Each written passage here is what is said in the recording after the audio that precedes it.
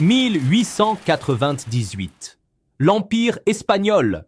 300 ans de domination mondiale. Détruit en 100 jours. 1956. L'Empire britannique. Le soleil ne se couchait jamais sur ces territoires, jusqu'à ce jour-là. 1991. L'Union soviétique. Superpuissance nucléaire, évaporée du jour au lendemain. 3 superpuissances. 3 effondrements catastrophiques. Un piège mortel identique. Mais il y avait un 4e empire. Un empire qui aurait dû mourir 3 fois. La France. Et elle est toujours là. Aujourd'hui, l'Amérique possède 750 bases militaires à travers le monde. Plus que n'importe quel empire dans l'histoire.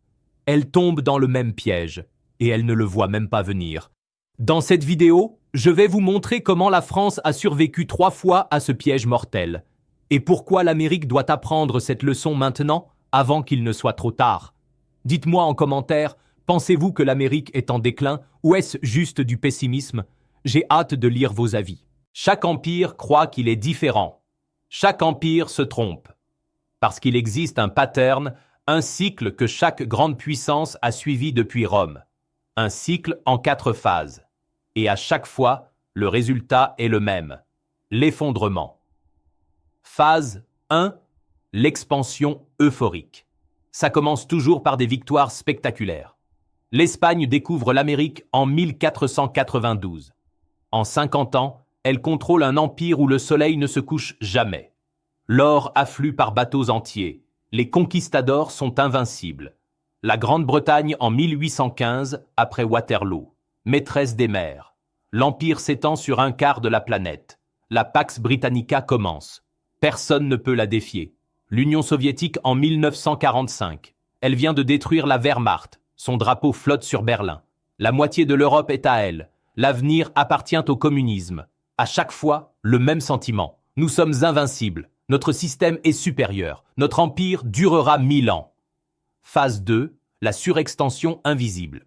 Mais voilà le problème. Maintenir un empire coûte exponentiellement plus cher que de le conquérir. L'Espagne au XVIe siècle doit défendre ses colonies en Amérique, combattre les Ottomans en Méditerranée, contrôler les Pays-Bas, rivaliser avec la France. Chaque nouveau territoire exige plus de soldats, plus de navires, plus d'or. La Grande-Bretagne en 1900 contrôle l'Inde, l'Afrique, les Caraïbes, le Pacifique. Le coût ? 40% de son budget national pour l'armée et la marine. Et les colonies rapportent de moins en moins. L'URSS dans les années 70. Afghanistan, Cuba, Angola, Vietnam, Europe de l'Est. Des dizaines de pays clients à financer. Pendant ce temps, l'économie soviétique stagne. Les étagères des magasins sont vides. Le piège se referme lentement. Mais personne ne veut le voir. Phase 3. Le déni collectif. Parce qu'admettre le déclin, c'est admettre l'échec. Et aucun leader ne veut être celui qui a perdu l'empire. Alors on double la mise. L'Espagne emprunte massivement. Elle fait banqueroute 4 fois entre 1557 et 1647. Mais elle continue. Encore un effort. Encore une guerre. Nous allons reconquérir notre grandeur. La Grande-Bretagne après 1945. Elle est ruinée, endettée auprès des Américains. Mais Churchill refuse d'abandonner l'empire. Je n'ai pas été nommé Premier ministre pour présider à la dissolution de l'Empire britannique. L'URSS en Afghanistan. 9 ans de guerre. 15 000 soldats morts. Des milliards de roubles engloutis. Mais Brejnev, puis Andropov, puis Tchernenko refusent de se retirer. Parce que se retirer, c'est avouer la faiblesse. C'est la phase la plus dangereuse. Parce que chaque année de déni aggrave la catastrophe finale. Phase 4, l'effondrement soudain. Et puis, tout s'écroule. Pas graduellement, brutalement. 1898. L'Espagne perd Cuba, Porto Rico, les Philippines en 3 mois face aux États-Unis. 3 siècles d'empire. Terminé en un été. 1899 Suez. La France et la Grande-Bretagne envahissent l'Égypte. Les États-Unis et l'URSS leur ordonnent de se retirer. Et elles obéissent. Le monde entier comprend. Ces empires sont finis. 1900. En janvier, l'URSS existe encore. En décembre, elle n'existe plus. 15 nouvelles républiques. 69 ans d'histoire soviétique. Effacées en 11 mois. Le point commun? Tous ont attendu trop longtemps. Tous ont cru pouvoir inverser l'inévitable. Mais la France? La France aurait dû connaître le même destin. En 1815, après Napoléon, l'Empire français est détruit. En 1954, après Dien Bien Phu, l'Empire colonial s'effondre. En 1956, après Suez, la France est humiliée devant le monde. 3 fois, la France aurait dû disparaître comme grande puissance. Et pourtant, aujourd'hui, elle est membre permanent du Conseil de sécurité de l'ONU. Deuxième économie européenne, puissance nucléaire, leader de l'Union européenne. Comment la France a-t-elle évité le piège mortel qui a détruit tous les autres empires? C'est exactement ce que nous allons découvrir maintenant. La réponse tient en un mot, lucidité. La France a compris quelque chose que les autres empires n'ont jamais accepté. Perdre un empire ne signifie pas perdre la puissance. Si vous pivotez au bon moment. Laissez-moi vous montrer comment la France a fait ça 3 fois. Évasion numéro 1. Le génie de Talleyrand, 1815. Waterloo. Napoléon est vaincu. La France est occupée par 1 million de soldats étrangers. L'Empire français qui s'étendait de l'Espagne à la Pologne n'existe plus. C'est exactement le scénario de l'effondrement. La France devrait disparaître comme grande puissance pour un siècle. Mais il y a un homme, Charles-Maurice de Talleyrand-Périgord, le ministre des Affaires étrangères. Et Talleyrand fait quelque chose de révolutionnaire. Il accepte la défaite. Complètement. Totalement. Sans résistance. Quand les puissances victorieuses se réunissent au Congrès de Vienne en 1814, Talleyrand ne se présente pas en vaincu qui supplie. Il se présente en architecte de l'Europe nouvelle. Son argument? Messieurs, nous avons tous intérêt à un équilibre stable, pas à une France humiliée qui cherchera la revanche, pas à une Russie trop puissante, pas à une Autriche isolée. Construisons ensemble un système qui garantit la paix, et ça marche. La France perd ses conquêtes, mais elle garde ses frontières naturelles. Elle n'est pas démembrée, elle n'est pas occupée longtemps. Elle reste une des 5 grandes puissances. Mais surtout, Talleyrand opère un pivot stratégique crucial. Si la France ne peut plus dominer par les armes, elle dominera par la culture. Le code Napoléon se répand à travers l'Europe. Pas par conquête, par adoption volontaire. La Belgique l'adopte, l'Italie l'adopte, une partie de l'Allemagne l'adopte. Le français devient la langue de la diplomatie, de l'aristocratie, de l'élite intellectuelle. De Saint-Pétersbourg à Madrid, on parle français. En 1830, 15 ans après Waterloo, la France est redevenue une puissance majeure, sans avoir tiré un coup de feu. La leçon? Accepter la défaite militaire pour gagner l'influence culturelle. Pivoter avant l'effondrement total. Première évasion réussie, mais ce n'était que le début. Évasion, Dogle 2. De Gaulle et la décolonisation stratégique. 1954 à 1962. Avançons de 140 ans. 1954. Dien Bien Phu. L'armée française est encerclée dans la jungle vietnamienne.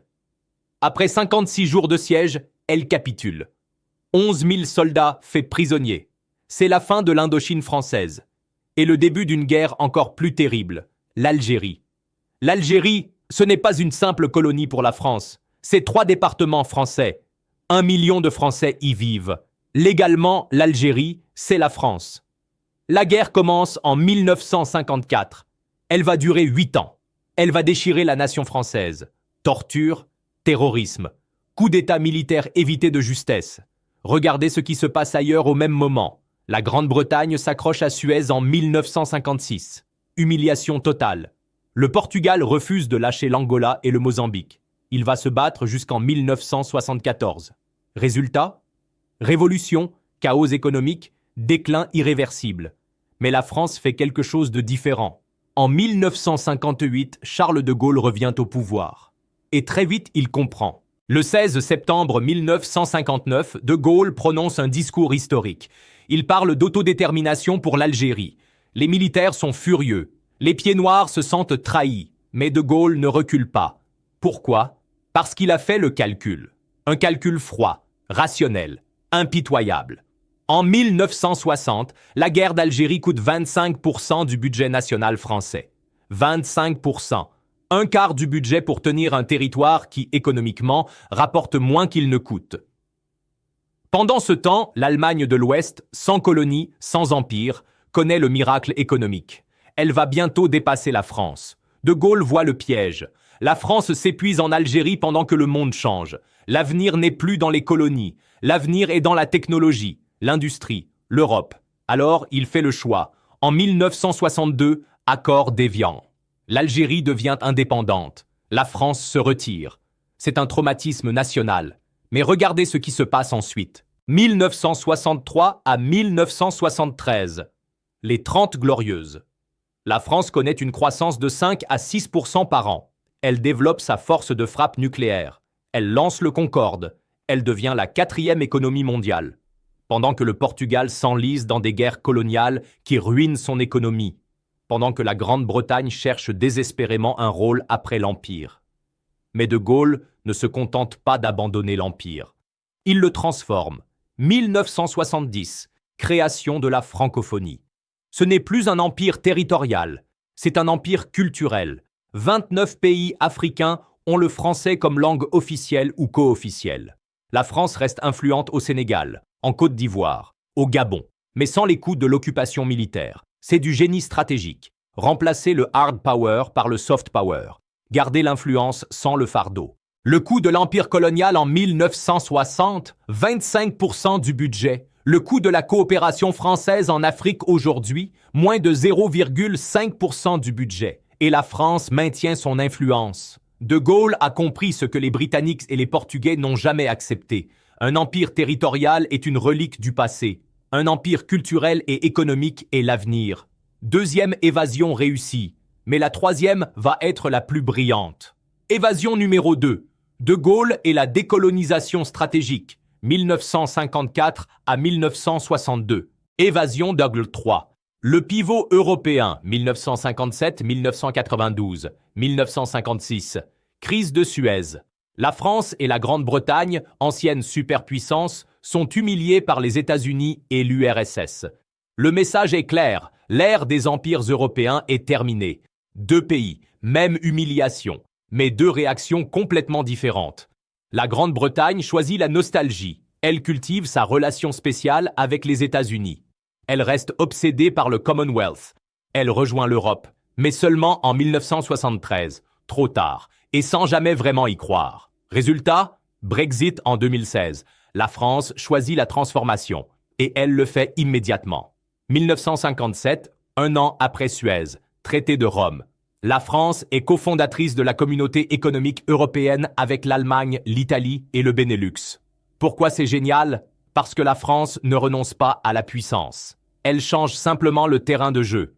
Si nous ne pouvons plus diriger le monde seul, dirigeons l'Europe ensemble. Et pendant les 35 années suivantes, la France construit patiemment l'architecture européenne, avec une empreinte française à chaque étage.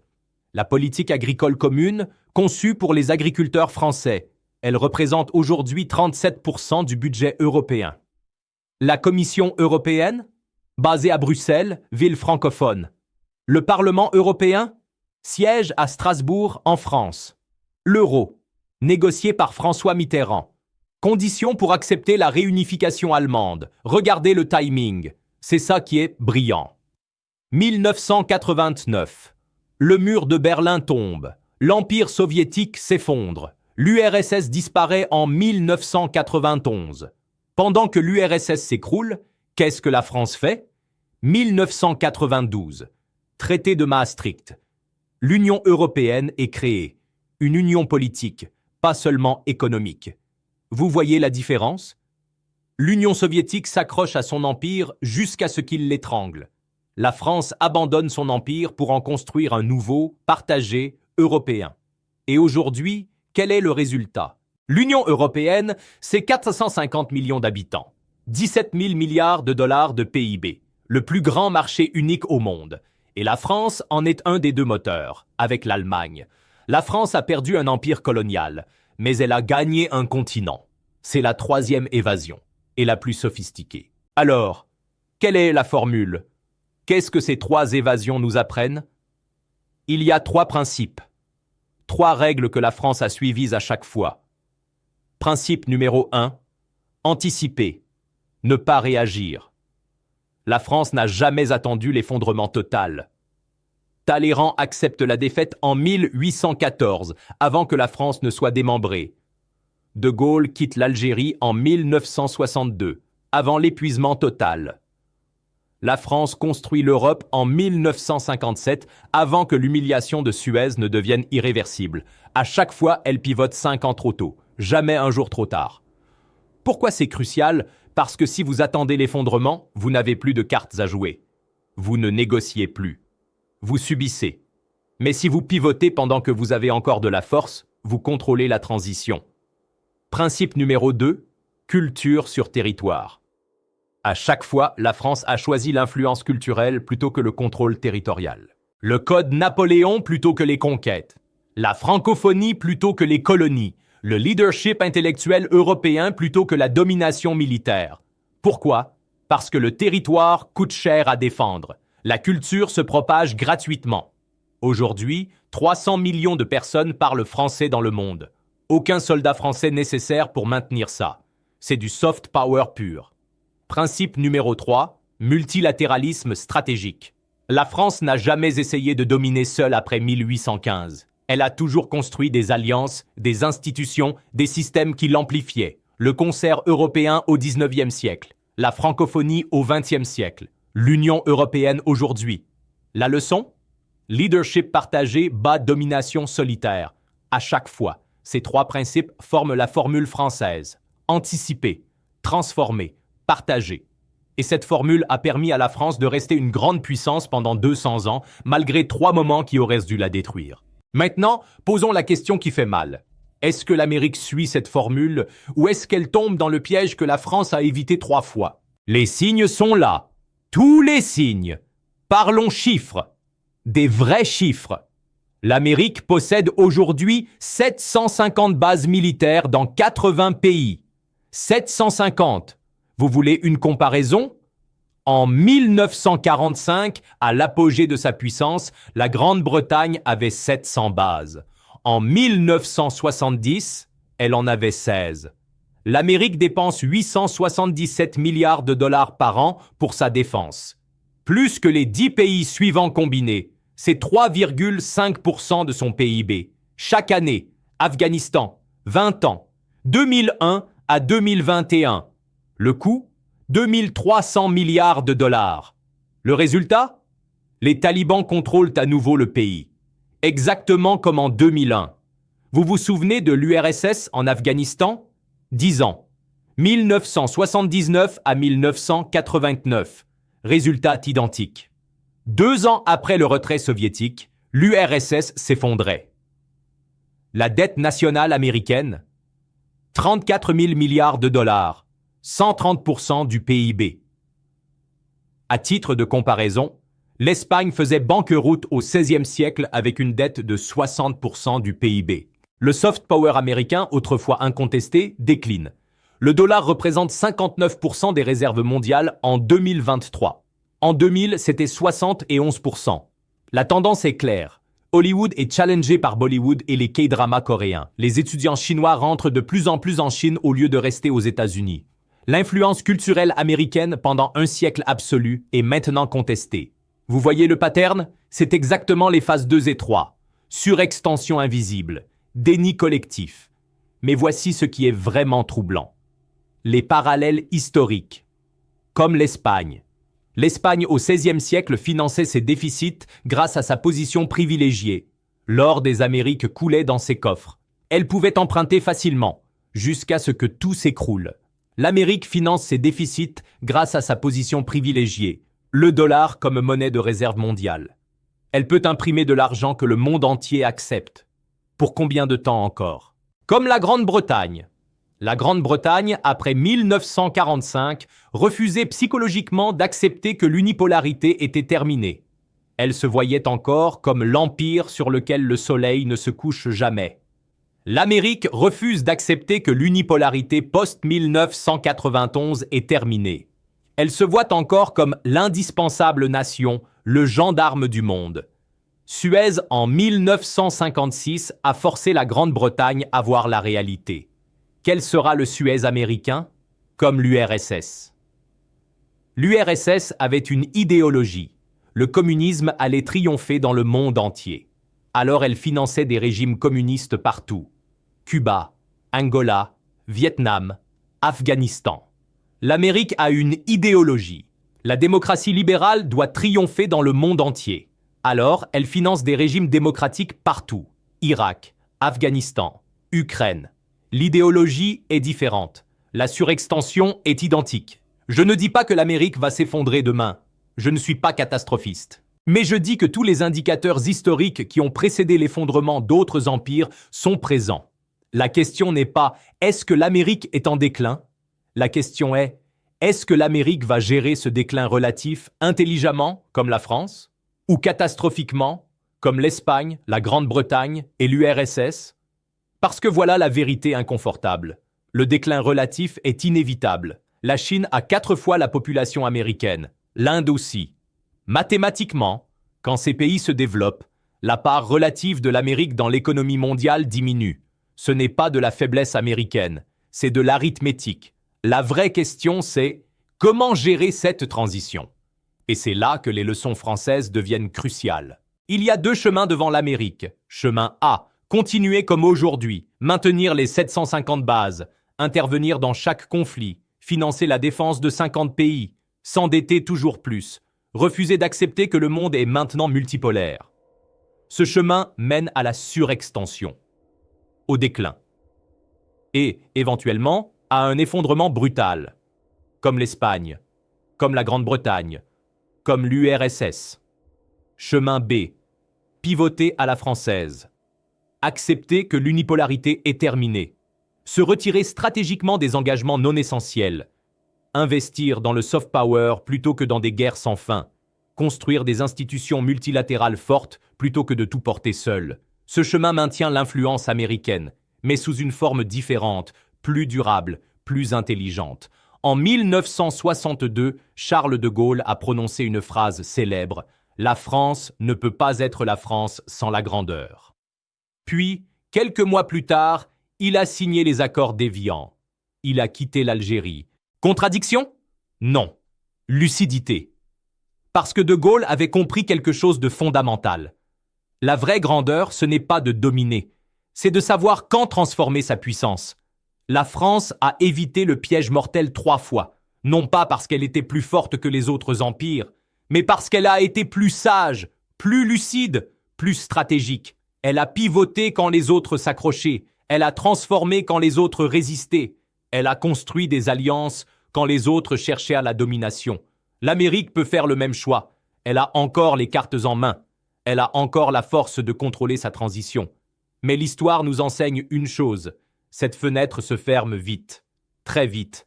L'Espagne aurait pu pivoter en 1580. Elle a attendu jusqu'en 1898. La Grande-Bretagne aurait pu pivoter en 1920. Elle a attendu jusqu'en 1956. L'URSS aurait pu pivoter en 1985. Elle a attendu jusqu'en 1991. À chaque fois, attendre a transformé une transition gérable en catastrophe. Alors, est-ce que l'Amérique aura la sagesse de la France ou répétera-t-elle les erreurs de tous les autres empires? Moi, je ne sais pas. Personne ne sait. Mais je sais une chose, l'histoire ne pardonne pas l'arrogance, et elle récompense rarement ceux qui refusent de voir la réalité. La France l'a compris 3 fois, c'est pourquoi elle est toujours là. C'est pourquoi elle reste une grande puissance, pas malgré ses retraites stratégiques, mais grâce à elle. La leçon est là, claire, historique, prouvée. Reste à savoir si l'Amérique l'apprendra, avant qu'il ne soit trop tard. Si cette analyse vous a intéressé, abonnez-vous à la chaîne. Nous explorons l'histoire pour comprendre le présent, et peut-être éviter les erreurs du passé. Et dites-moi en commentaire, selon vous, quel sera le moment Suez de l'Amérique? Le moment où elle comprendra que le monde a changé? J'ai vraiment hâte de lire vos perspectives. À bientôt pour la prochaine vidéo.